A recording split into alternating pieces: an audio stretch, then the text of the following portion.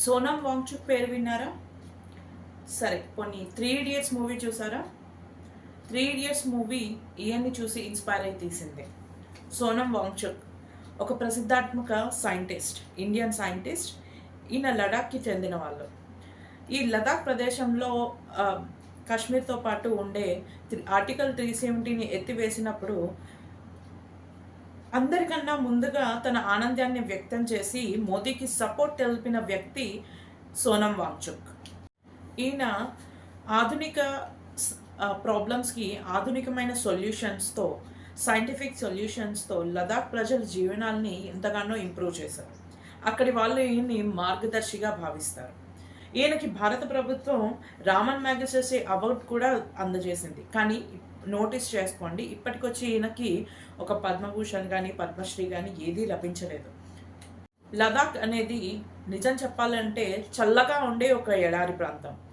ఎందుకు అంటే అక్కడ వాటర్ రిసోర్సెస్ ఓన్లీ స్నో వల్ల, తేమ వల్ల తీసుకున్నవే తప్ప అక్కడ వర్షపాతం చాలా తక్కువ, అసలు జీరో అని చెప్పచ్చు అలాంటి ప్రాంతం.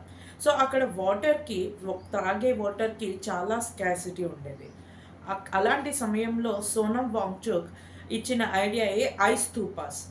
ఐస్ స్తూపాస్ అంటే వాటర్ ఎక్కువగా ఉండే టైంలో, అంటే చలికాలం లో ఎక్కువగా మంచు పట్టే టైంలో అయినా కొన్ని పోల్స్ లాంటివి స్టార్ట్ చేసి అక్కడ వాటర్ స్ప్రింక్లర్స్ని ఏర్పాటు చేశారు.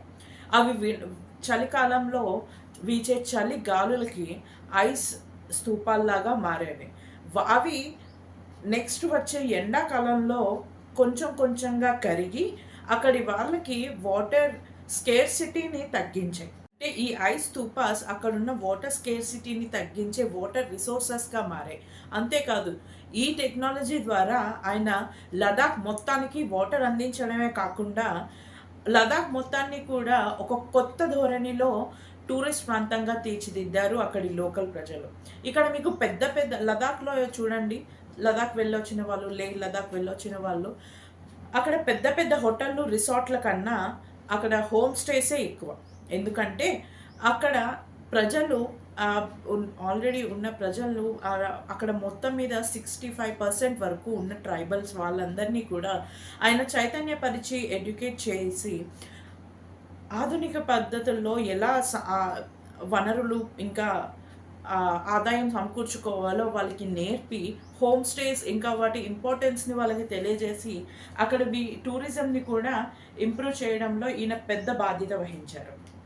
అలాంటి ఈయన, మోదీని ఎంతోగానో సపోర్ట్ చేసిన ఈయన, మోదీ ఆర్టికల్ 370 ఎత్తివేసినందుకు గాను ఎంతో ఆనందించిన ఈయన ఇప్పుడు ఎందుకు 21 రోజుల స్ట్రైక్ చేశారు? అలాగే లే లదాఖ్ ప్రాంతంలో ప్రజలు ఎందుకు రోడ్ల మీదకి వచ్చి స్ట్రైక్స్ చేస్తున్నారు?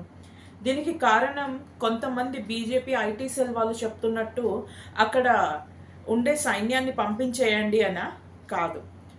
లదాఖ్లో ఉన్న రీజియన్ మొత్తం కూడా, ఇక్కడ జనాభాలో 65% ట్రైబల్సే అయినా కూడా, మూల నివాసులే అయినా కూడా వాళ్ళందరూ ఉండేది ప్రాంతం కన్నా ఎడారి ప్లస్ అక్కడ కొండ ప్రాంతాలు ఇవి చాలా ఎక్కువ.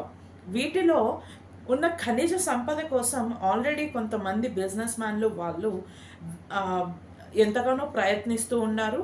కొంతమంది రెడీగా ఉన్నారు ఆ ఖనిజ సంపదని, వాటిని తరలించడానికి వాటికి. కానీ దీనివల్ల వచ్చే ముప్పులేంటో వివరంగా చెప్పిన సైంటిస్ట్ సోనం వాంగ్చుక్. సో ఈయన చెప్పిన ప్రకారం అక్కడున్న కొండ ప్రాంతాలని అన్నిటిని తవ్వుతూ మైనింగ్ కనుక స్టార్ట్ చేస్తే లే లదాఖ్ ప్రాంతమే ఇంకొక 20 ఏళ్లలో కనుచూపు మేరలో కనిపించకుండా పోతుంది. ఈ 6th షెడ్యూల్ ప్రకారం వాళ్ళు అడుగుతున్నది అక్కడున్న ఆర్మడ్ ఫోర్సెస్ని తీసేయమని కాదు, అక్కడ వాళ్ళకి మేము ఇండియన్స్మే అంటూ ఇండియాలో ఉన్న మిగతా స్టేట్స్ లాగా తమకి కూడా సార్వభౌమత్వం ఇవ్వమంటూ కోరుకుంటున్నారు. అలాగే వాళ్ళు వ్యక్తం చేస్తున్న ఇంకొక భయం, చైనా వాళ్ళని ఎప్పుడైనా ఆక్రమించుకోవడానికి రెడీగా ఉందని. ఆయన ఓపెన్గా సవాల్ చేశారు, నాతో ఎంతమంది అఫీషియల్స్ వస్తారో రండి, నేను మీకు ఇక్కడ పేర్కొని ఉన్న 18కి పైగా చైనీస్ ఆర్మ్డ్ ఫోర్సెస్ వల్ల స్థావరాలు నేను చూపిస్తాను అని ఆయన ఛాలెంజ్ చేశారు. మేజర్ మీడియా ఛానల్ కూడా ఆయన గొంతుని వినిపించకుండా చేశాయి. అలాగే ఆయనకి రీసెంట్గా ఎన్నో బెదిరింపు లెటర్స్ కూడా వస్తున్నాయి. తన పోరాటాలని, తన నోరుని ఇక మీదట కంట్రోల్ చేసుకోకపోతే పరిణామాలు ఎలా ఉంటాయో ఎదుర్కోవాల్సి వస్తూ ఉంటుందని చెప్పేసి ఆయనకి బెదిరింపులు కూడా స్టార్ట్ అయ్యాయి. ఎందుకు ఇంతగా ఒక సైంటిస్ట్ మీద, అది కూడా ఇంతవరకు మీకు సపోర్ట్ చేసిన ఒక అతని మీద ఇంత కక్ష సాధింపు? అది అతని మీద కాదు, బేసిక్గా అతను చేస్తున్న ఆందోళన మీద, అక్కడ ఉన్న ఖనిజ సంపద మీద ఉన్న ప్రేమ.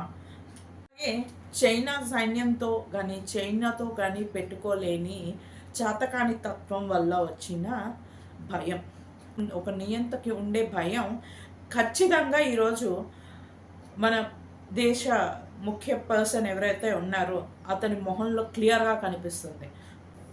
సో ఆయన అడుగుతున్న దాంట్లో న్యాయం ఉంది అని మీకు ఎంతమందికి అనిపిస్తుందో కామెంట్ చేసి చెప్పండి. అలాగే గుర్తుపెట్టుకోండి, ప్రతిదాన్ని క్వశ్చన్ చేయండి. గుడ్డిగా ఎవరిని నమ్మకండి, దేన్ని నమ్మకండి.